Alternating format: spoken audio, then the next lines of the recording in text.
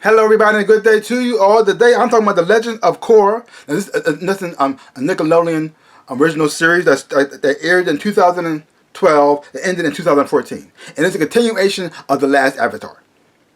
The continuation of that is years later. Aang, who was the Avatar, he passed away, but his children now, his son, is pretty much leading as the Airbender. He has 3 kids. One is the water bender, like her mom. And then the other one has no bending abilities at all. That's Boomy. But he's a very he's different than everybody. He's more childlike in a way. He's like outgoing, outspoken, says a lot of crazy stories. He's crazy, wild, likes to get attention, stuff like that. Because it seemed like he was kind of picked on by his brothers for not having any of his powers, and also at the same time trying to get the attention of his father, who pretty much focused all of his attention on Tenzin, his youngest son, who was the Airbender. And since Aang was the only Airbender, and his son, he had a son who found the only Airbender, he kind of gravitated towards him. But overall, I'm talking about the whole story is focused on Korra, who is the next Avatar.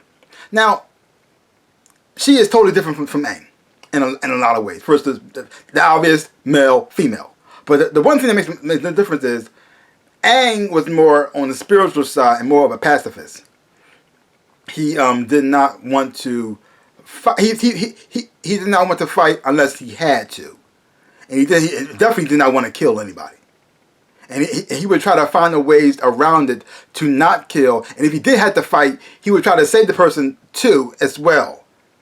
And he also connected more to his spiritual side and spirit, because he grew up as a monk, so he knew all about meditation and communicating with the spiritual world, so he had more connection with that. But Korra, on the other hand, she's more aggressive. She was even as a small child, she knew she was the Avatar, and she was like, "Just bring it on! I'm the Avatar, and I'm gonna kick butt!" And she was ready to fight anybody. And you see her slowly start to soften as the series go on, as she learns lessons that she just can't just barrel in and take on everybody. She can't just knock everybody down just to prove that she's the best. But no, she learned a lot. She made a lot of mistakes, and she learned a lot of things along the way. And watching her go on through this interesting journey is very interesting to me. And another thing about that is different from the original was the original Avatar series. Original Avatar series had one protagonist. And throughout each and every book series, it was all about Aang learning how to pretty much control water, and earth, and fire, so he get himself ready and prepared to pretty much take on the Fire Lord. The whole thing was leading up to one final moment. But Korra had a protagonist almost like in every season, and each one was felt like it was like the end of the season. Like this, oh my gosh! I mean, their bad guys were top notch. I thought the Fire Lord was the bad guy, but each bad guy here was just like a step above the other one. And like this, I mean, you had the first one with the guy who was like the protagonist, who felt as though everybody should be equal. He would take up people at Bender's abilities, because he felt as though they feel like that they are above them. But then you find out that he actually is the bender himself, a water bender who knows how to blood bend, and to the point that he can actually take away people's powers.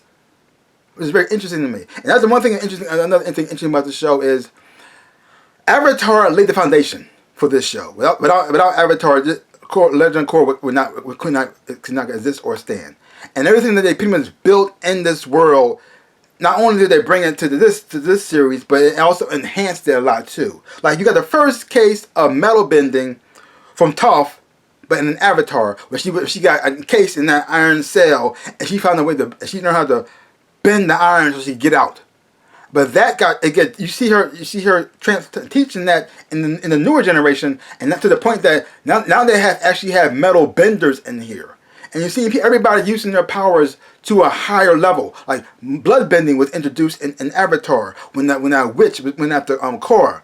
But then you see it elevated even more to a higher level when this dude was like bloodbending to the point that he could take away people's powers. And the only person who was able to do that was the Avatar himself, which is makes so insane and so creepy. And even in the season where you have another bad guy who became an airbender after Korra went into the spiritual world, and she pretty much released the spirits and made the worlds connected, and it also awakened airbending, like, I guess, abilities in a lot of different people. Like some people who didn't have it before, now they get airbending. Like Boomy grew up with no bending abilities all his whole entire life. Even though he became a captain in the military, he had no bending experience, and then finally he gets it, and then pretty much like relearn everything from scratch all over again. But then you had this one guy who was the bad guy, the protagonist. He studied airbending his whole life. He studied their philosophies, how they fight, their techniques like that. He knew everything about airbending more than an airbender itself. And then when he finally achieved airbending abilities, the way he be able to use them, he used them beyond like master level. To the point that he could actually fly. And that's some certain things that just you always thought that why can't they fly? Why can't Aang fly on its own? I mean, he couldn't use the wind and the currents to push him into the air. I mean, that's what a storm does. And I thought he could do that too. But seeing somebody actually their power is raised to that level, that's just holy mother. The animation's always been great on this show because it's the same kind of style from the first one. The characters, I really did enjoy them a whole lot. Cause you have Korra, you also have Mako, you have Bolin, and you have Asami, and they're pretty much the main crew who you follow the most. And even though this thing was serious and really dark and very twisted at times, it still have humor in there as well. Like certain characters like Bolin, and you also have I can't think of his name right now. Oh, Varric, who's like. Varric was like a bad guy, but he's also very charming and very, very funny and very, very witty to the point that you like him even though he's doing something wrong. And you got Bolin, who's very, very sensitive guy, but he also put the comic relief in here as well too. And he can be kind of goofy and kind of stupid at times, but he also learned from his mistakes. And you see him grow a lot in here too. And they brought a lot of humor to this series because I laughed a lot. In this series, I enjoyed Avatar, and the humor in it was fine, and I really did enjoy that. But I laughed so much in this series right here that it was just crazy because the characters were so over the top and so silly that sometimes when the humor was so much on point that I just couldn't help but laugh. It was just so much fun to watch. The action scenes right here were very tense because you're watching. Because everything got improved because the technology is coming to the picture now. And you got cars here now, and so as things progress and things move on, so the people's bending powers also increase and improve, which also made the bad guys' powers increase and improve, making them more of a threat to Korra, and watching her evolve and grow as a person.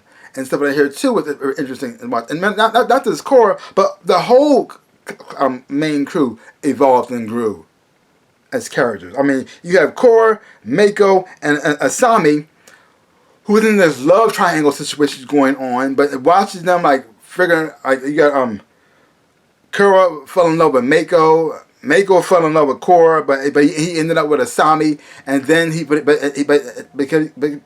because of the feelings he had for Korra, he ended up going with her. Even though I don't really like these love triangle situations, I don't like them at all. But it didn't last, but sort of. It kind of went back and forth for a while. But they ended up just being just friends and watching them grow from that.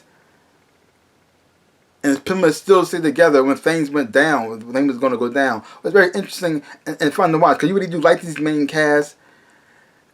You like their personalities, their backstories, and stuff like that too. Learning more about them and watching them, I guess you could evolve and get better as people, and how they affect the lives of so many different people that are around them too as well. I really did enjoy. Overall, I really did enjoy this whole entire season. I mean, a lot. I don't know if I like this one more than Avatar or just the same, but I enjoy both. I enjoy them both. And I give this series great. I give this one an A2. I really did enjoy it a lot. I really did enjoy it. I highly recommend it.